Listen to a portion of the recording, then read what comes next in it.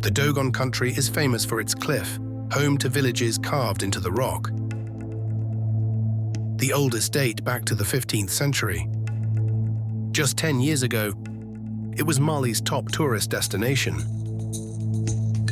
But since 2016, the region has been overrun by jihadists.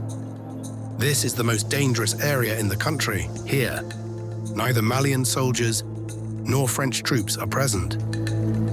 The only signs of security are these roadblocks manned by armed men. This here is for security, because the authorities aren't here. Modibo, our driver, knows the region well. He used to regularly bring tourists here. How's the family? Yeah, all good, thanks. By God's grace. These civilians control the entrance to Dogon country. On this road, we pass several checkpoints.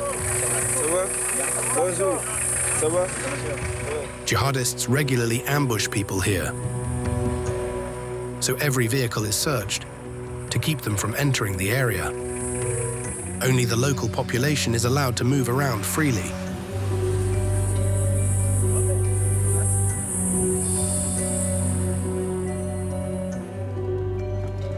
This is Songho. There's a hunter's training camp here. They're over there, training right here. All these men wear the Dozo hunter's outfit.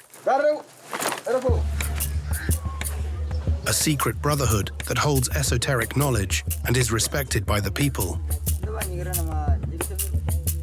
Their amulets and charms are believed to have magical powers, making them invisible and even bulletproof. They're armed with knives and old hunting rifles.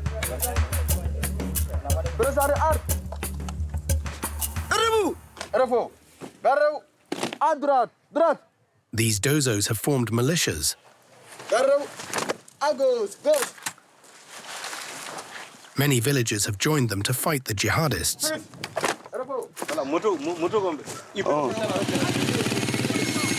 All these Dozos are part of the region's most powerful militia, Dan Na Ambasagu. It's estimated to have about 1,000 members. At its head is Yusuf Toloba, a hard-to-reach man. He lives deep in the cliffs to avoid assassination attempts. Commander Marteau is the one taking us to him.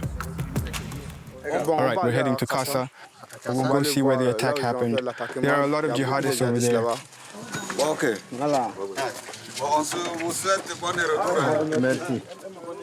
With his men, they patrol the cliffs non-stop.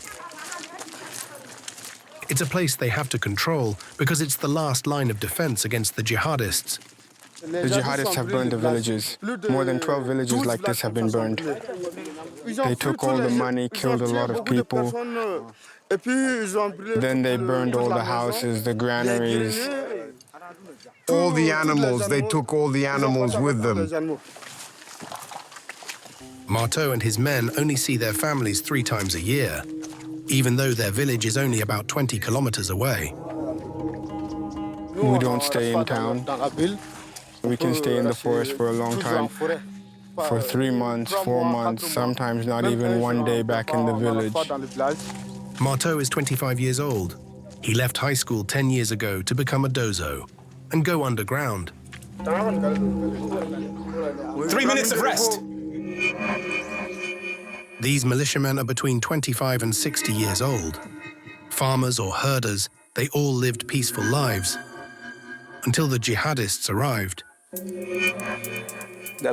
We do this because we have no choice. They destroyed the country.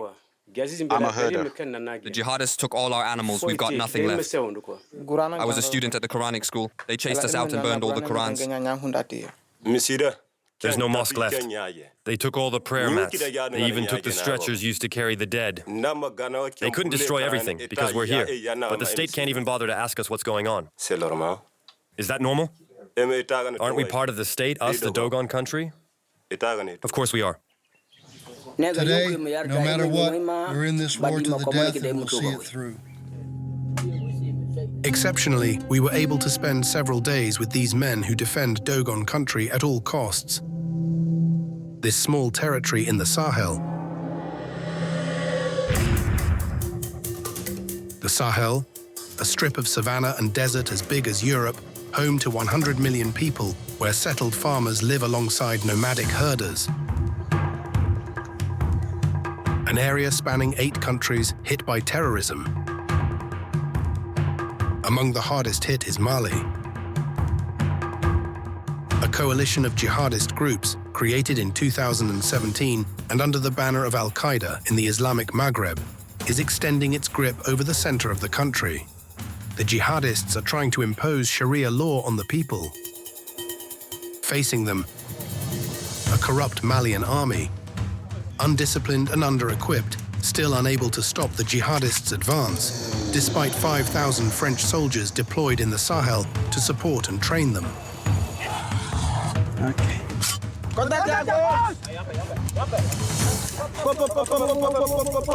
With a Malian state weakened by repeated coups, whole regions have been abandoned.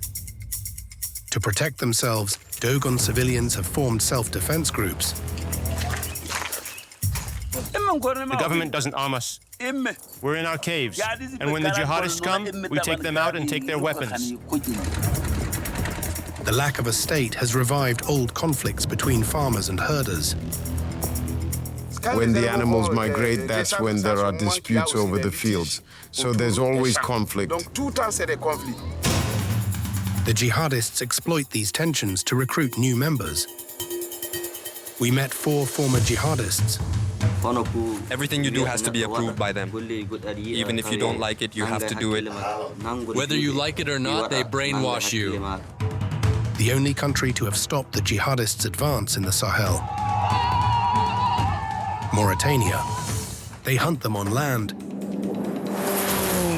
and in the air, thanks to anti-guerrilla aircraft.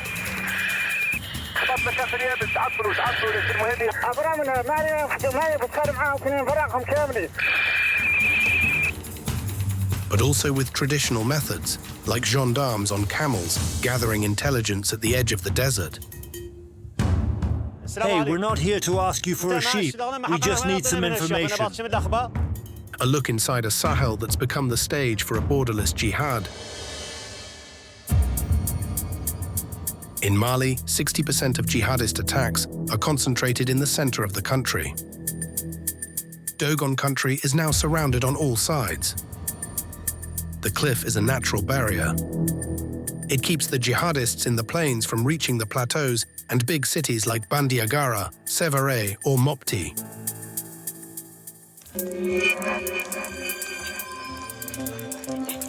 On the cliff face, the Dan Na and Basagu militia is the only one holding out.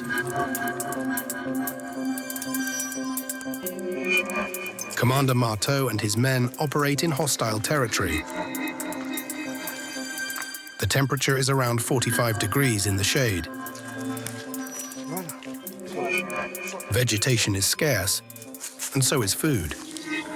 It's not ripe yet.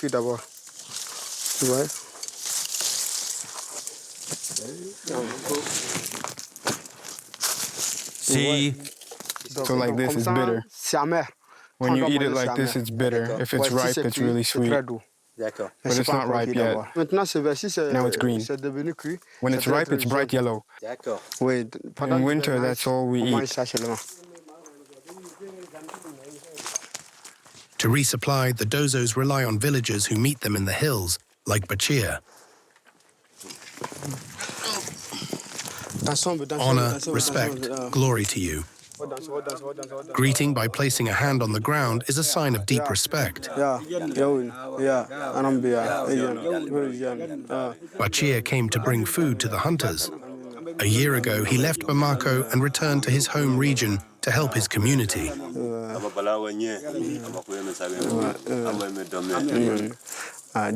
We want to drink. Give them some water. Chief, here's some water. We're hungry. Since yesterday, we haven't eaten. After dinner yesterday, we found nothing, so we're hungry. We'll do something. Okay. To give you... Yeah, okay, I'm counting on you. But before we eat... So a guard over there. Marto posts lookouts around the camp. Come here, get over here. There are lots of jihadists over there. About 30 jihadist units operate in the plain below. The closest is just a kilometer away as the crow flies. When we're here, we can see if they're coming up that way. Even without binoculars, we'll see. That's why we're here. There you go. We're going to clean the guns here. And did the army give you these? No, we got them from the jihadists. We shot at jihadists, they died, and we took their weapons. All right. Yeah. These Dozos get no help, not from the Malian government or the French army. Yes, Operational Chief. What's your position? Every time he reaches a ridge, Marto calls Toloba, the militia's top leader, for instructions. The first camp, yeah. Okay, thanks. Thanks a lot. Yeah, it's okay. So we can go to the mess tent.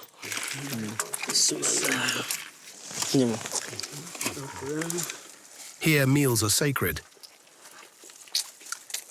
So we eat in silence. And you never let go of your weapon.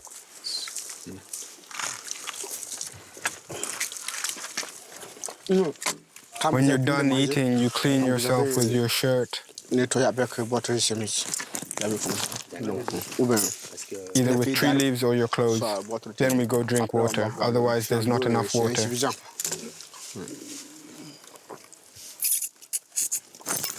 Thanks a lot.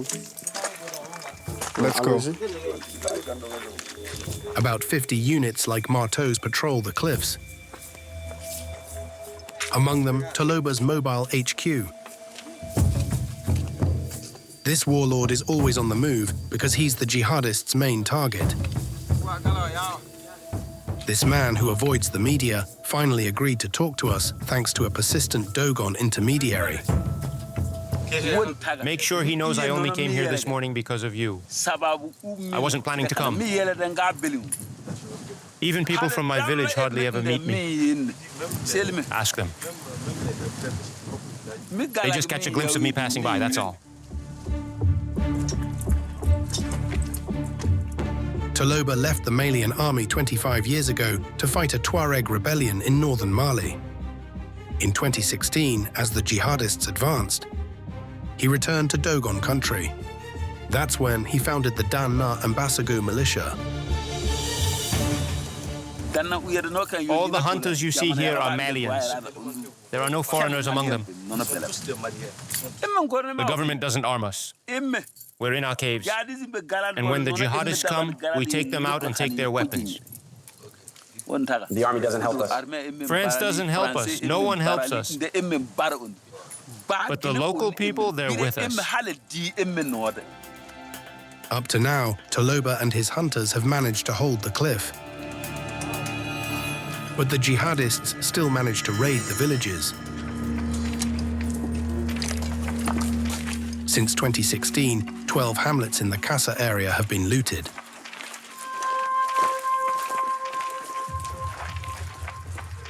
They burned all this. As soon as they arrived, they gathered the stuff here and burned it, see? What did they burn? The cooking gear and the motorcycles, the bikes are right here. Plus the animals, they took them too. The villagers were victims of the jihadists' usual blackmail. Submit to their rule and pay the Islamic tax, or see your village looted. All this was destroyed and rebuilt. There was millet here, and it was all destroyed. Musa Tolo is deputy mayor of Kassa. He's here to help the people rebuild. There are onions here. Everything's ruined. There was millet here. They stole everything they could. And the rest, they burned. The jihadists also want to wipe out anything that doesn't fit their fundamentalist view of religion. In 2012, in Timbuktu, a UNESCO World Heritage City, they attacked Muslim saints' mausoleums and gravestones.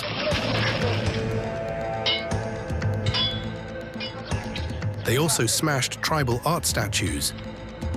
These treasures, Mali is full of them. Many people here practice a blend of Islam and animism.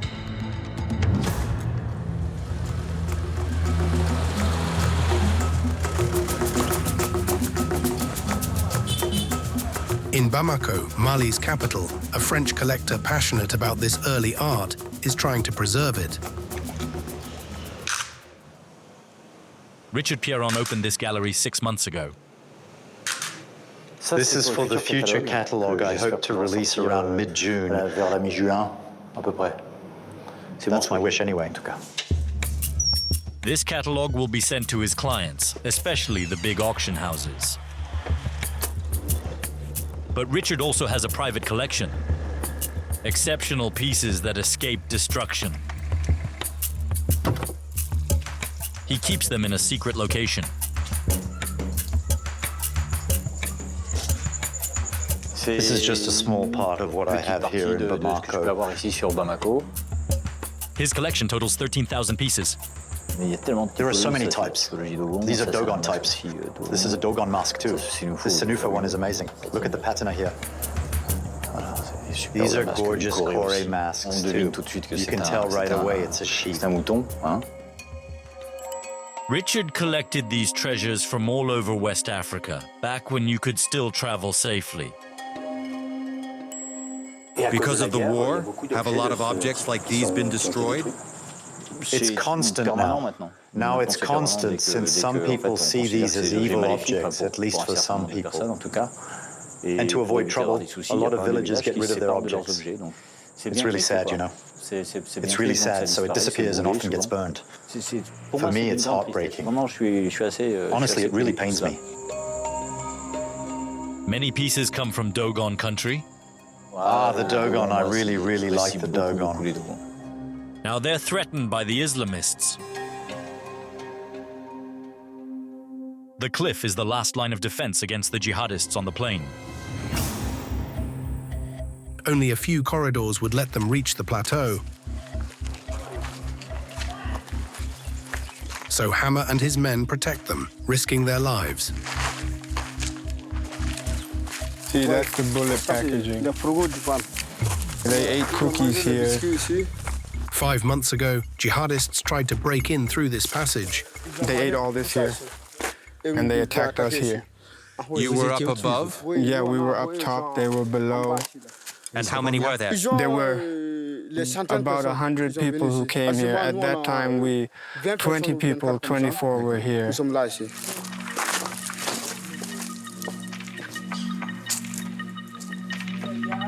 Before nightfall, the Dozos climbed to the top of this promontory to spot any jihadists trying to use this access corridor.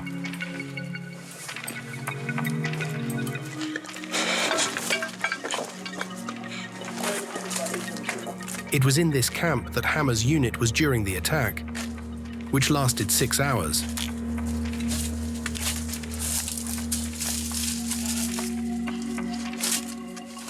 We were the same team.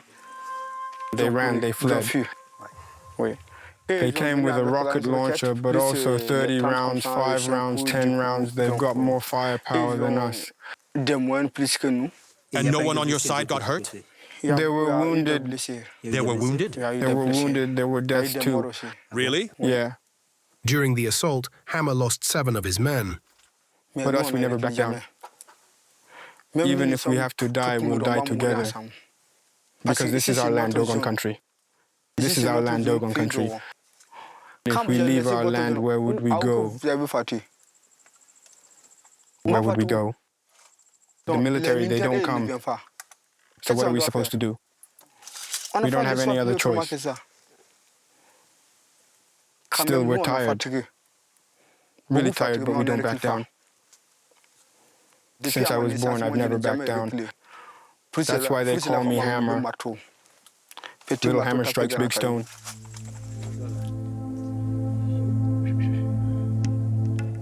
The Dozos are getting ready to camp out. At night, they have to be extra careful not to get spotted. Bachir, the villager who brings them supplies, has come back to make dinner. The stove, you need to put it here. So like this. No matter how far away you are, you can't see the fire. Yeah, at night lights are forbidden. So to smoke, we go hide and smoke. That's it. Even cigarettes are forbidden? At night, yeah, we go hide. Yeah, you gotta be quick.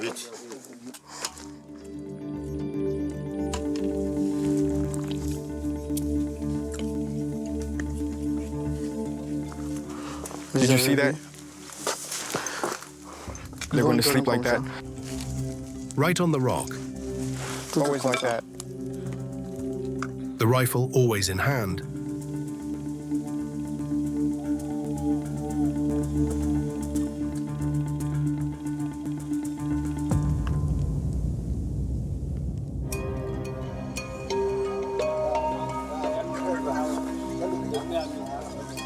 We arrive in Kassa.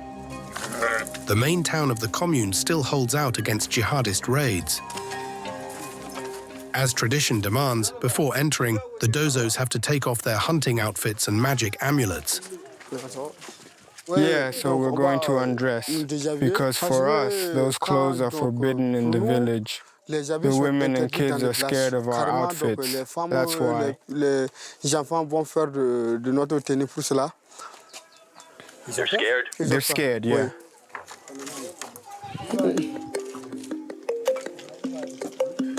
For over a year, the kids in Kassa have been out of school. The teachers fled after the last attack.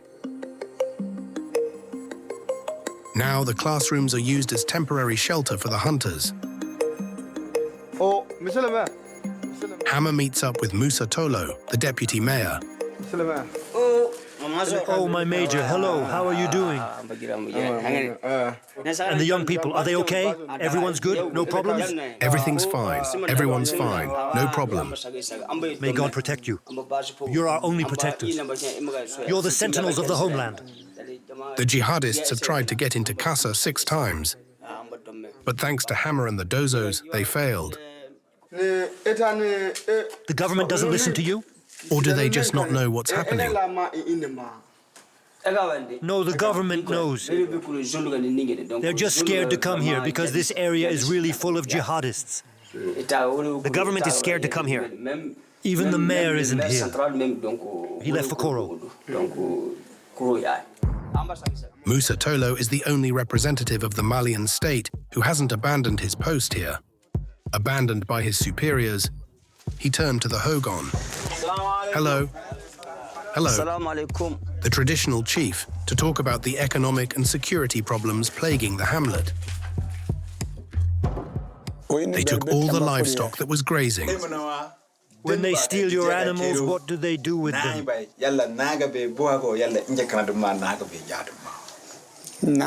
Who knows what they do with them? Probably eat them. After stealing them, they probably sell them too. When they find some, they sell them off later. For us farmers, our bank is our cows, goats, and sheep. We don't have any other wealth. The price of a cow is equal to 6 months of the average Malian salary. With 68 million head of livestock, Mali's herd is 9 times bigger than France's. The center of the country provides 90% of the region's beef. Mali, Senegal, Ivory Coast, Burkina Faso. But the war has totally destabilized this economic pillar. Here, it's getting harder and harder to eat. In Bandiagara, the main city in Dogon country, the 20,000 residents are hit hard by the meat shortage. At the market, the butcher's business is slow.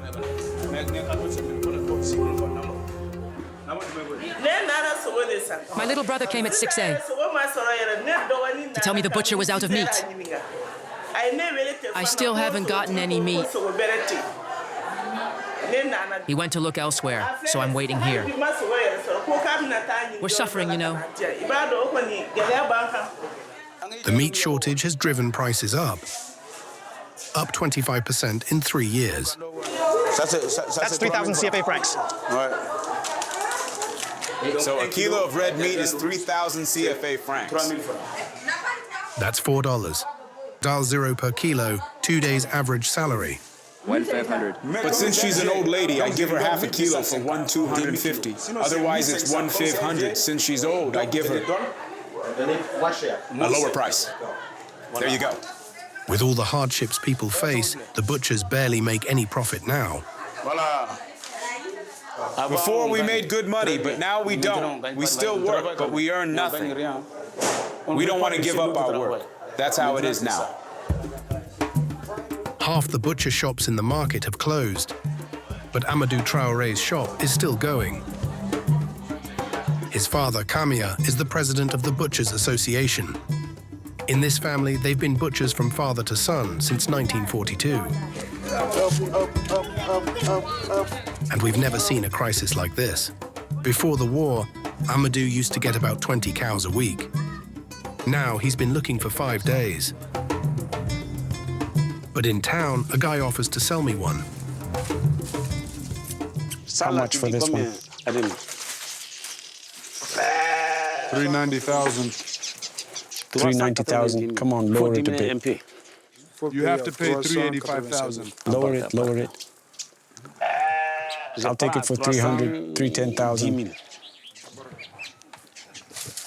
315,000. 325, is that good? 380,000. The reseller holds firm. He took all the risks to buy it out in the bush, and he doesn't want to sell it cheap. Even where we go, it's really expensive there. If you don't take it, someone else will buy it. It's tough and it's risky too. It's risky. Okay. Because it's just too dangerous. Okay. Despite all that, we still go out looking for them. There aren't even any animals left. We can't find any. We only find them one by one. Really? Yeah. The other day, I walked over 26 kilometers and that's all I found. The conflict has to end. That's the only way? That's the only way. We just want peace, that's all. Everyone just needs to come together, meet up, and talk with the same mindset. Then we'll be like before. Before, if you'd seen Bandiagara, it was beautiful. You ate how you wanted, slept how you wanted, went where you wanted, came as you wanted. Well, now you have to tell him to lower the price a bit. You'll come back another day, I guess. For sure, for sure, for sure. He's really, really a hustler. If he can't buy any more cattle, Amadou might have to close up shop too. Samba, his youngest son, would have liked to break with family tradition and do something other than what his ancestors did.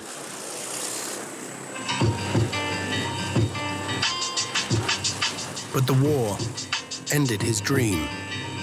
I do two jobs. I'm a butcher and I'm a rapper. It's traditional rap. Samba, 34, has been rapping since he was 16. Before 2016, he played concerts for hundreds of people. Now his only audience is a few neighborhood kids. Since the war started, I haven't been able to do any concerts. We got scared because there are threats. We could organize a concert and bad guys could come in and attack us. I'm looking for a beat about love. Let's stop the conflicts. These pointless fights aren't good for us. Stop the conflicts, we're telling you. In his lyrics, Samba worries that the war against the jihadists is turning into an ethnic conflict. Now, when I sit down, I get tears in my eyes because in so many villages it's war. Let's stop fighting between ethnic groups. It won't make us better.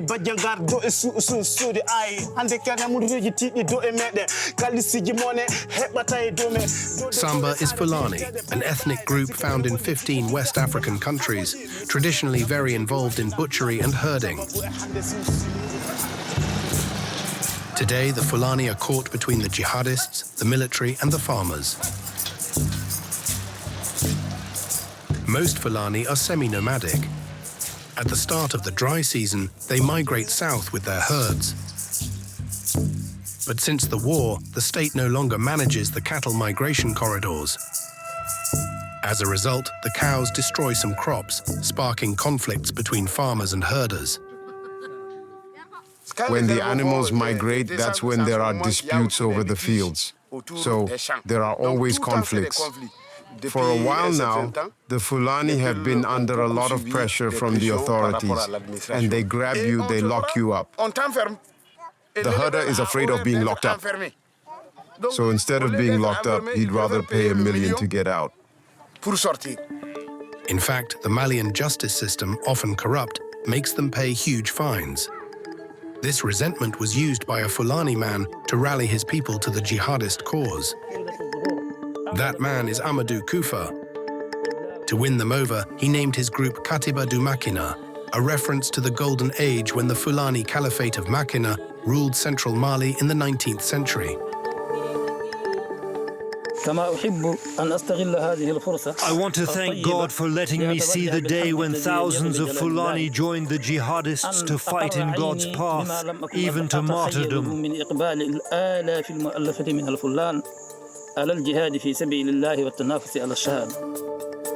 Amadou Koufa started his preaching career in the 1990s. The audio tapes of his sermons were a huge hit among the Fulani.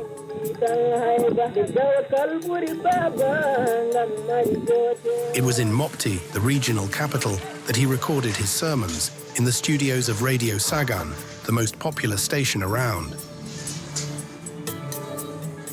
There, that's one of his tapes. That one too. Now a radio host, Ousmane Koita was the sound engineer for the jihadist leader. We're a commercial radio station. We didn't do it for him for fun, but because we got something in return. We stopped, so we stopped. That's it. You rarely find those tapes on the market now because pretty much all the sellers have been arrested once, twice. Before Amadou Koufa became an outlaw in 2012, Ousmane recorded his sermons every week for 3 years. He remembers one of them, especially blunt. Fulani, you who are marginalized, who are always robbed, looted, and harassed by Malian soldiers, you won't be taxed anymore. No taxes, nothing, absolutely nothing. Come with me. Words that really hit home back then. Turns out the unfairness really pissed people off. And a lot of them followed his call and left right away. With all the new recruits, Amadou Koufa's group tightened its grip on central Mali. Mopti is at the meeting point of the Niger and Bani rivers, a strategic spot for river trade between northern and southern Mali. Since 2019, only the river separates Mopti from jihadist-controlled areas. Even if trade between the two banks hasn't stopped, on the other side, it's Sharia law. When they cross the river, women now have to wear a black hijab or risk being beaten. Thieves risk having their hands and feet cut off.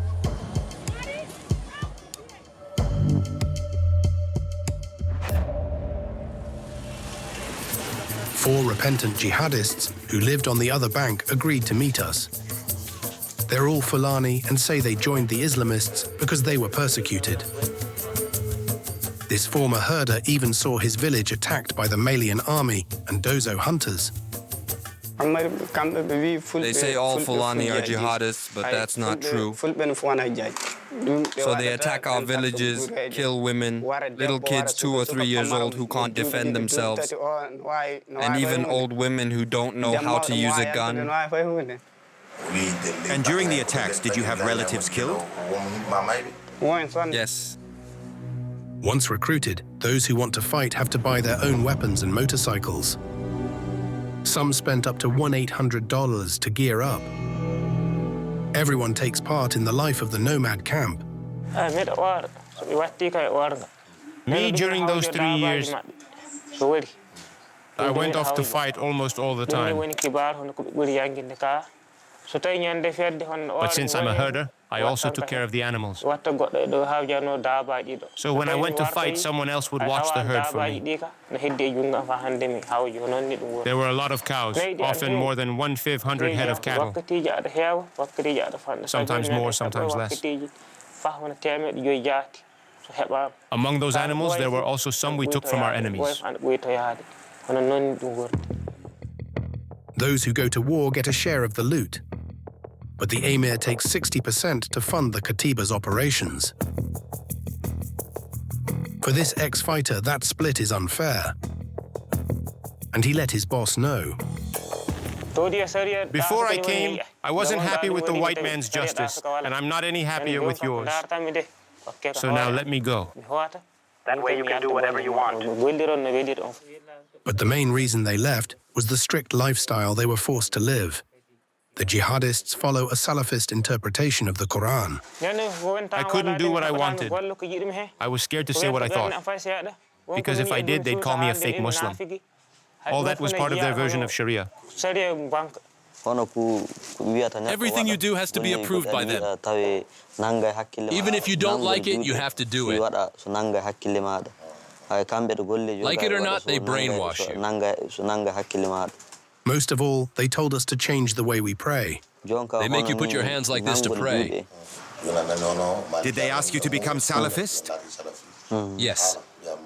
Me, I'm Malachite. They wanted to change that, but I didn't agree, so I left the group. Malikism, practiced here for centuries, promotes a tolerant reading of the Quran, unlike Salafism, which was brought to Mali in the 1980s by preachers from Gulf countries. Disappointed not to find the just society they imagined, they all went back to their villages, to their old neighbors, often from different ethnic groups. When I got back home, when the Dogon saw me, at first they were scared of me. But after a while, the people I live with weren't scared anymore. Now they look at me like I never did anything, like they have nothing against me. They got used to me. The Pules and the Dogons will always need each other. For example, when it comes to farming, building houses, or digging wells, the Dogons are the best at it. When it comes to raising animals, the Pules are better. Persecuted, especially by Malian soldiers, hundreds of thousands of Pules have left central Mali. Some found refuge in neighboring countries, like Mauritania, the most stable state in the Sahel. The Mbera refugee camp hosts 67,000 people. Most are Tuaregs who fled the jihadists in northern Mali in 2012, but the latest arrivals are all Pules. Like Bergiso. A year ago, this traditional chief fled his village after being threatened by a Malian soldier. The soldier told me, I swear I'm not going to tell you twice. I heard the Pules are killing us, the jihadists are killing us, and if that's the case, we'll kill all the Pules. So I called the sub-prefect and he told us not to leave our homes. He said nobody would hurt us. Despite his calls for help, no state authority took Bergiso seriously. The following Friday, soldiers came to the village. First they surrounded it. It was between 1 and 2 p.m. Then they entered the village. They attacked everyone who was sitting down. They went into the rooms and dragged the sick out of their homes. They killed 7 people. The Pules in the village got scared. Bergiso quickly organized the departure of 1,000 families to Mauritania. Now where I am, we live in peace. I thank God. For now, even if you gave me a plane, I wouldn't go back. What they did to us will stay in our memories. They murdered people. Bergiso and his villagers won't return to Mali until their safety is guaranteed. Because here, on top of UN food aid, Pule refugees like him can get back to a nearly normal life. Farming land, raising their animals. And even going to school. taking care of the people to win their support. That's part of the Mauritanian state's overall strategy. The country also completely restructured its army after about 10 jihadist attacks, even in the capital. It's now considered the most professional in the region. One of Mauritania's main air bases is in Attar, at the edge of the Sahara. On the tarmac, there are planes that look like they're from another era, like this old DC-3 from the 1950s, or these Brazilian-made fighter jets. Despite how basic they look, they're perfectly suited for the kind of war fought here. Colonel Taleb is in charge of this squadron. This is the Super Tucano. It's got double the range of the Tucano with very powerful weapons. And we can put all kinds of weapons on it. We've got 2 7mm integrated electric machine guns and 2 rocket launchers. The A7A. You can load 70mm rockets in it. So that's for vehicles? Yeah, it's for vehicles. Often the choice of weapons depends on the target. These fighter planes are super maneuverable and can land on rough runways in the middle of the desert. But before launching the hunt, the Mauritanian Air Force has to find the enemy. And that's the job of the reconnaissance planes. All the time, these Cessna caravans watch the 2,000 kilometers of border Mauritania shares with its neighbor, Mali. Altogether, that's 450,000 square kilometers of desert, 80% of the country. Lieutenant Yusuf is the sensor operator. He controls the high-def cameras that can see up to 20 kilometers away. The border with Mali means terrorists. Al-Qaeda and all those guys are traffickers. There are a lot of traffickers here. Drug traffickers, weapons, gold, all kinds of things. For them, jihadists and traffickers are closely linked. This country, one of the poorest in the world, hasn't spared any expense. Each surveillance system costs $1 million and lets them scan the ground no matter what. On the ground, it's foggy. In that kind of situation, we only use infrared. That works with temperature, not visibility. And most importantly, thanks to the thermal sensor, Lieutenant Yusuf can see vehicle tracks in the sand, even hours after they've passed. Look, those are car tracks. No one can see that with the naked eye. It shows there's activity here. Because the desert isn't as empty as it looks. Nomads pitch their tents here, and gold miners work the gold that's everywhere in the region. Here's one of their trucks carrying equipment. If he spots weapons, Lieutenant Yusuf alerts command. It's the top brass who order the strikes. In the last 3 years, Colonel Taleb and the Attar base pilots have intercepted 25 traffickers' pickups. Or jihadists, like in this video from January 2019, exclusive footage. I found them. Okay, hit the last pickup before he sees you. Target acquired and strike. That day, the Mauritanian army destroyed 4 jihadist pickups.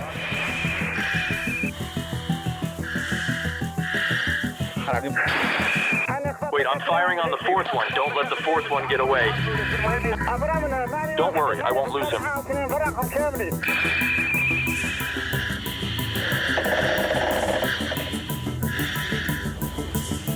The army's reorganization also includes ground troops.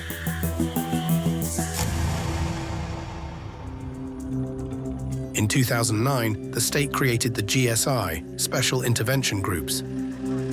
Commandos specialized in counterterrorism, trained by France.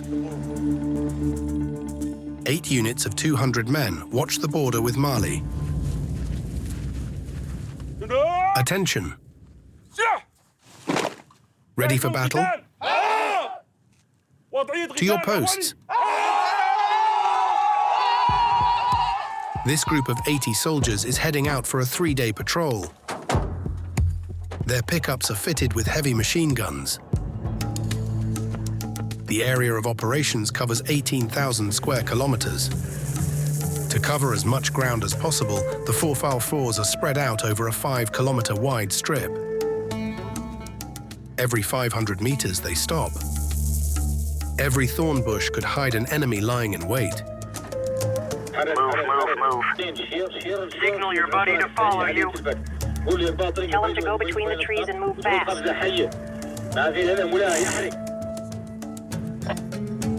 To fight jihadists effectively, the army also relies on human intelligence. Hey there, hey, come here, come. Don't go any further. How are you? Good? And in the village, everything okay? Hope there's no trouble. Hey there, yeah, come a little closer now. The herders are always moving through the savannah. They're a valuable source of information. Seen any new faces? No one. Everything okay? Yeah, thank God, all good. Okay, great, you can go. A jihadist group wouldn't go unnoticed among these nomads. So, to keep their trust, the soldiers bring them medicine once a month. And every time they get a welcome party. When the soldiers arrive in a village, that's how they're welcomed. It's a warm welcome full of brotherhood, friendship, and love.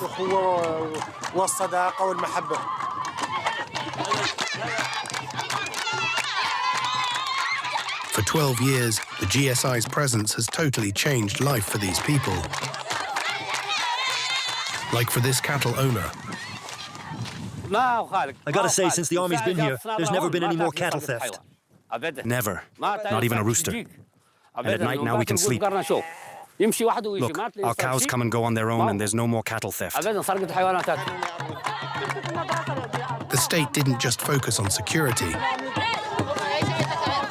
To avoid a Mali-style scenario where some people feel abandoned, the Mauritanian government also created a community police force, present in the most remote parts of the country and traveling only by camel.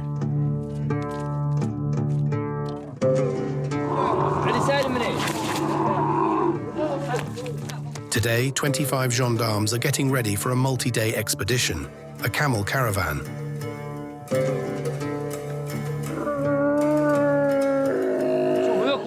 Look, he's with Arba. Grab him.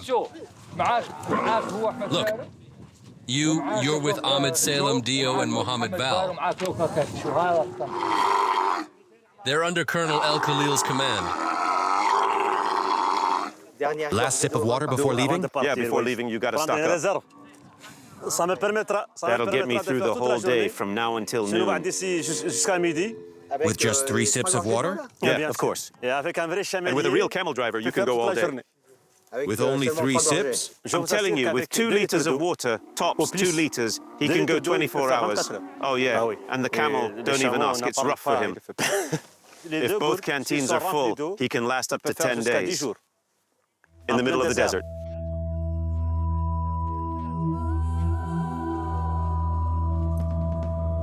If it can cover 65 kilometers in a day and carry 400 kilos, the dromedary is still a stubborn animal and hard to control.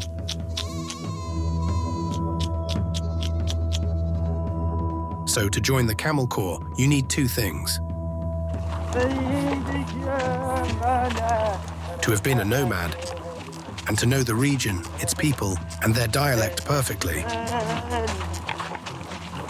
So you've been doing this a long time? Yeah. How many years? Years? Me, I'm an old nomad. The main job of these experienced men is to connect with people and listen to their problems. How are you? Where are you from? I'm going to get water. Where? At the well. Getting water is the main concern for the locals. Isn't Said Gabra's closer? I just came from there. And there's no water. No. Damn, no water. The lack of water can quickly cause conflicts between herders. So if a well gets filled with sand, the colonel reports it up the chain. Okay, let's keep going. Move on, move on. That's part of his job, just as much as gathering intel. Hello. We're not going to ask you for a sheep. We just need some info. Every time they meet, it's the same questions. The state of the wells and any suspicious movement. Well, I asked him a lot of questions. He says everything's normal, nothing unusual. Okay, you can go. There's no water. No water there? No, there's a well ahead. There's a well ahead? There's a well ahead. That's where we'll camp, inshallah. It's even the camel corps that's in charge of maintaining the wells. In recent years, the Mauritanian state and the European Union have also funded the drilling of hundreds of new wells, so people don't feel abandoned. And that policy works. Have you ever reported the presence of jihadists? Yeah, of course, we've seen them before. It's happened several times, and we've told the authorities. Sometimes they're just regular people, but sometimes they're really terrorists. Anything can happen. When we see anything suspicious, we report it right away.